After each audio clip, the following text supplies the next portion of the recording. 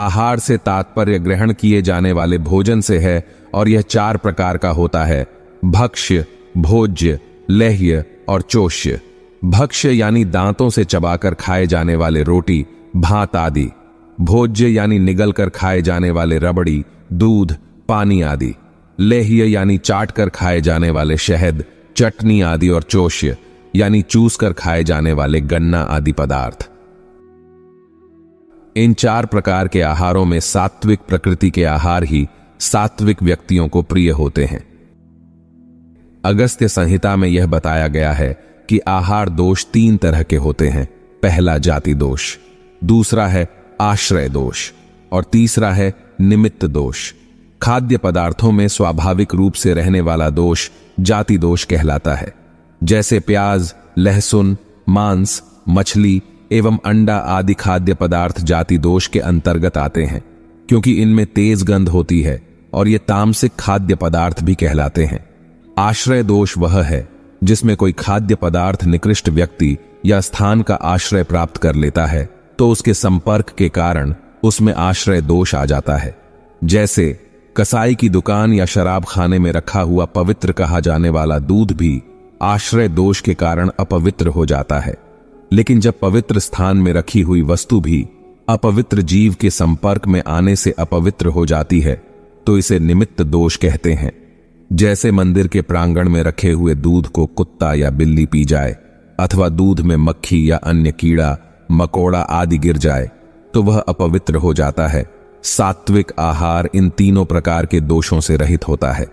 इसके अलावा बासी, झूठा, दुर्भावना युक्त, दूषित स्थान पर रखा हुआ अथवा अपवित्र हाथों से छुआ हुआ भोजन भी अशुद्ध होता है। व्रत, उपवास आदि सात्विक धार्मिक प्रक्रियाओं में ऐसा भोजन वर्जित होता है। जो भोजन पवित्रता पूर्वक बनाया जाए और उसके बाद उसका श्रद्धा पूर्वक देवी देवताओं को भोग लगाया जाए तो ऐसा भोजन शुद्ध व सात्विक होता है। इसके अलावा चोरी, ठगी, विश्वासघात एवं अन्यायपूर्वक अर्जित धन से बनाया गया भोजन, चाहे जितनी भी सात्विक आहार सामग्रियों व शुद्धता पवित्रता का ध्यान रखकर बनाया गया हो, परंतु वह भी तामसिक ही माना गया है। प्याज, लहसुन, मांस, मछली, अंडा, सड़ा गला, तेल में पका, तीखे मिर्च मसालों वाला एवं तीखी गंध वाला भोजन तामसिक होता है। ऐसा भोजन ग्रहण करने से मनुष्य के मन, बुद्धि एवं आचार विचार बिगड़ जाते हैं। अतः व्रत आदि में ऐसे भोजन को ग्रहण करने की मनाही है। सामान्यतः शाकाहारी भोजन का अर्थ निरामिष आहार से लिया जाता है, किंतु व्रत एवं अनुष्ठान आदि के संदर्भ में शाकाहारी भोजन का अर्थ हविष्यान्न से होता है। शास्त्र के अनुसार दूध, दही, मक्खन, गाय का घी, सफेद तिल, नारियल, आंवला, चावल, मूंग, जौ, कूटू, सिंघाड़ा, सेंधा नमक, काली मिर्च, जीरा, मेवा, ताजे फल एवं देवताओं के नैवेद्य, प्रसाद आदि हविष्यान्न में गिने जाते हैं। विद्वानों का मत है कि पूजा पाठ एवं व्रत में ऐसे हविष्यान्न को ही ग्रहण करना चाहिए। अध्यात्म विद्या के पुरोधा ऋषियों ने बहुत पहले ही आहार के उन सूक्ष्म गुणों का अत्यंत गंभीरतापूर्वक अध्ययन किया था।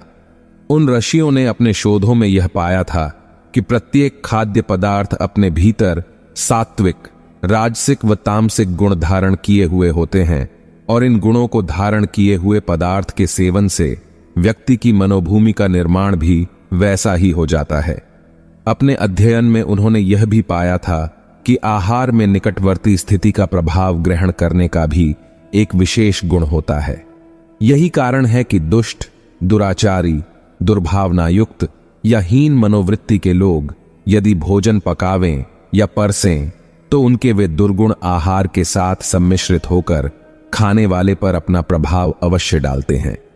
उदाहरण के लिए एक बार महात्मा आनंद स्वामी ने एक हत्यारे के यहां भोजन किया तो रात में उनको हत्या के सपने आने लगे।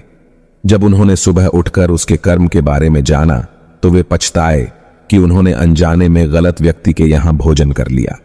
न्याय और अन्याय, पाप और पुण्य से अर्जित किए हुए पैसे से जो अन्न खरीदा गया है उससे भी उसे ग्रहण करने वाला व्यक्ति प्रभावित होता है। अनीति की कमाई से जो अन्न खाने के लिए पकाया जाता है वह उसे ग्रहण करने वाले व्यक्ति को प्रभावित करता है।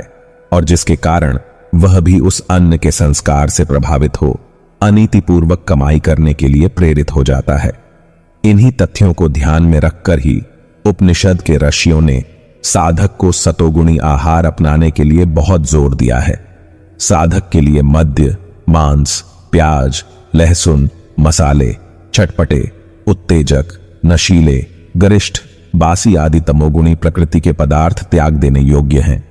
इसी प्रकार दुष्ट प्रकृति के लोगों द्वारा बनाया हुआ अथवा अनीति से कमाया हुआ आहार भी उसके लिए सर्वथा त्याज्य है।